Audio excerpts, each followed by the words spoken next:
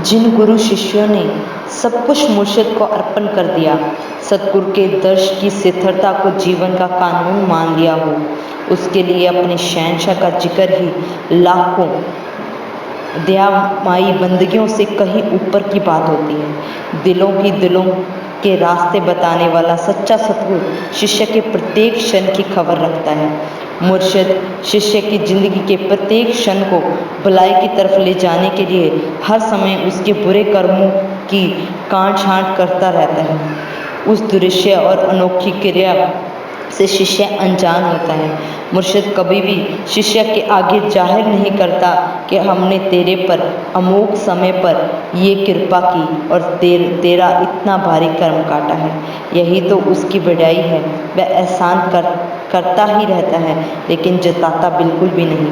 अनजान बनकर अपने आप को इसी तरह जाहिर करता है जैसे कि वह कुछ भी नहीं जानता, परंतु किसी सच्चे शिष्य की हकीकत भरे प्रेम में बावरी हुई रूह ये सब देखकर वैराग्य के सागर में डूब जाती है और उस समय वैराग्य का कतरा कतरा आंखों से बह निकलता है।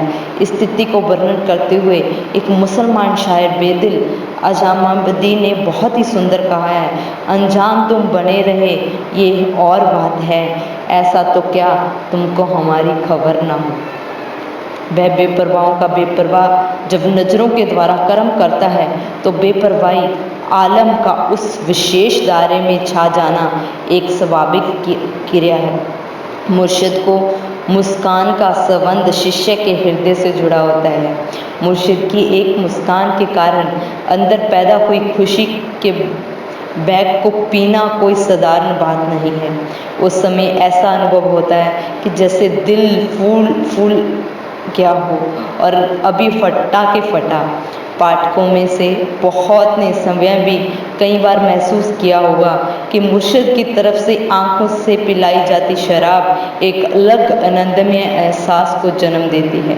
ऐसे लगता है जैसे छाती के अंदर दिल की तरफ किसी विशेष खुशी का उमड़ा हुआ वेग अपने आप से बाहर हो गया हो, जैसे शरीर के प्रत्येक हिस्से में से कोई अदृश्य वस्तु तेजी से बाहर निकलने की कोशिश कर रही हो, जैसे बेअंत खुशी का अदृश्य लावा सारे शरीर में से इकट्ठा होकर गले में कंठ के स्थान के पास आकर फट जाता हो, जैसे आतिशबाजी धरती से बहुत तेज गति से ऊपर उठकर आसमान में जा फटती है।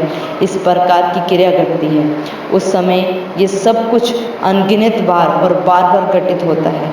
हल्के हल्के से आनंदमय बुखार की भांति शरीर हो जाता है। जिस्म अपने अंदर पनपते इस एहसास को किसी कीमत पर भी छोड़ना नहीं चाहता।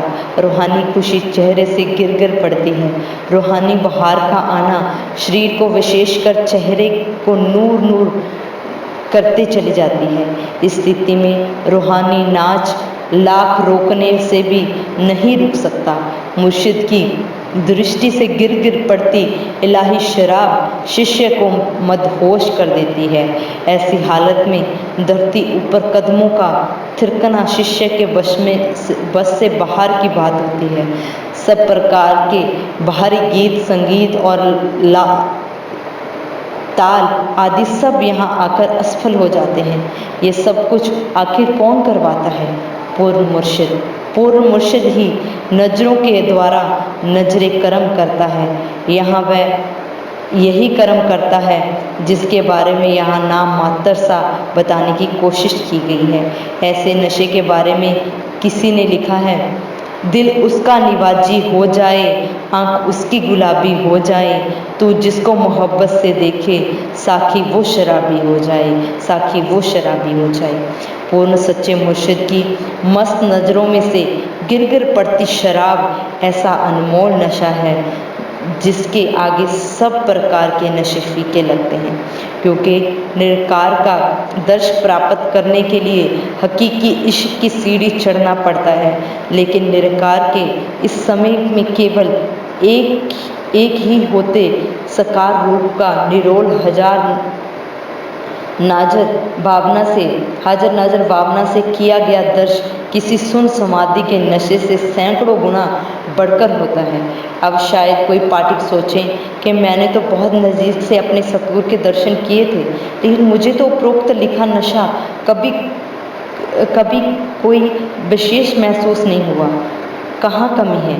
कमी है मुर्शिद के प्रति विश्वास की, उस गहराई तक ना पहुँचने होने की। यहाँ हाजिर नाजिर जिंदा राम तेरा ही आसरा वाले तथ्यों को मन 100% सच मान लेता है। यहाँ अंदर बाहर से में राई भर भी फर्क की गुंजाइश बाकी नहीं रहती। बेशक अंदर कुछ भी ना देखा हो, परंतु बाहर का विश्वास इतना हो कि दोपहर के समय जब सूर्य अपने पूरे यौवन पर होता है और मुर्शिद शिष्य को ये कह दे कि देखा बेटा कितनी शीतल चांदनी रात है, तो शिष्य का यकीन कम से कम इतना तो हो कि वह कहे, हाँ सच्चे पातशाह जी, वाकई गूढ़ी रात है, चांद सितारे चमक रहे हैं। यदि इतना यकीन हो तो भी मानो बहुत सस्ते में सर गया। एक शिष्य के लिए मुर्शिद के प्रति आरंभिक फर्ज उन पर अपने आप से भी अधिक यकीन और उस यकीन की स्थिरता होता है। इसी आरंभिक फर्ज को आधार मानकर ही परमार्थी जिंदगी की सही शुरुआत हो सकती है। इससे शुरुआत इसलिए कहा गया है क्योंकि रूहानियत में अनगिनत और भी ना समाप्त होने वाले हैरानीजनक आविष्कार पैर पैर पर शिष्य को प्राप्त होते हैं। मुर्शिद के प्रति विश्वास की ही दृढ़ता का संकल्प केवल मनोती या जी हुजूरिया बनकर नहीं लिया जा सकता। इसलिए तो मुर्शिद के रूहानी इशारे पर तत्काल की अमल करना पड़ता है, जिससे मन दुश्मन को क्यों किंतु परंतु करने की गुंजाइश बाकी ना रहे। मन को इतना समय भी ना मिल सके कि वह कोई कमी निकाल सके। बार बार इस प्रकार का किया गया अमल मुर्शिद प्रति विश्वास संबंधी किए गए दृढ़ संकल्प को और अधिक प्रदान करता है। आधारहीन जिंदगी आनंददायक नहीं होती। जिस इंसान की जिंदगी का कोई उद्देश्य ही ना हो तो फिर उसमें और जूने भोग रही जूनियों में कोई विशेष अंतर नहीं होता। अगर उद्देश्य निस्वार्थ प्रेम की सच्ची तड़फ की स्थिरता का हो तो बात ही छोड़ो। पूर्ण मुर्शिद के दर्श और उसकी याद की हर समय प्रतीक्षा गुरु के शिष्य की जिंदगी का आधार भी है और शिखर भी। अब जब जिंदगी का आधार शिखर तमन्ना एवं उद्देश्य भी सतगुरु ही हो तो अपने सच्चे रहबर की आंखों में से बहता आबो हयात उसे क्यों ना प्राप्त होगा और सतगुरु भी ऐसे शिष्य से क्यों कुछ छुपाएगा। मुर्शिद तो अपनी निगाहों में से जरते हुए अमृत के झरनों में से शिष्य को सिर तक डुबो देगा। उसकी तरफ किसी की उंगली करने की हिम्मत नहीं होगी। शिष्य सतगुरु का और सतगुरु शिष्य का हो जाता है। यही सब निजी अनुभव हैं। बस इस सब की प्राप्ति के लिए यदि कोई देरी होती है तो केवल शिष्य की मुर्शिद की तरफ एक कदम उठाने की, फिर आगे सतगुरु जाने उसका नाम जाने। नजरे करम करता हुआ मुर्शिद शिष्य की जिंदगी के प्रत्येक क्षण को सच्चे आनंद से किसी प्रकार खुशनुमा बना देता है। इलाही नियमों में से एक घूंट से ही किस प्रकार शिष्य के जहन में हकीकी नशा समा जाता है। किसी शायर ने लिखा है, जाम पर जाम पीने से क्या फ़ायदा, रात गुजरी तो सारी उतर जाएगी, तेरे नज़रों से पी है तुम्हारी कसम, उम्र सारी नशे में गुजर जाएगी। रूहानी मजलिसों में मुर्शिद की तरफ से नज़रों से पिलाई जाती शराब को चखकर नृत्य करते किसी सच्चे शिष्य को उसका नशा सदैव ही चढ़ा रहता है। मुर्शिद के दर के अलावा अपने संसारिक घर में भी जादों भरी खुमारी सदैव अपना रंग बिखारती रहती है। अपने शहंशाह का घर की दीवार पर सजा कर लगाया गया सब रूप फोटो निहार कर शरीर में खुशी की अजीब सी झंझनाहट वाली नशे की लहर फैल जाती है।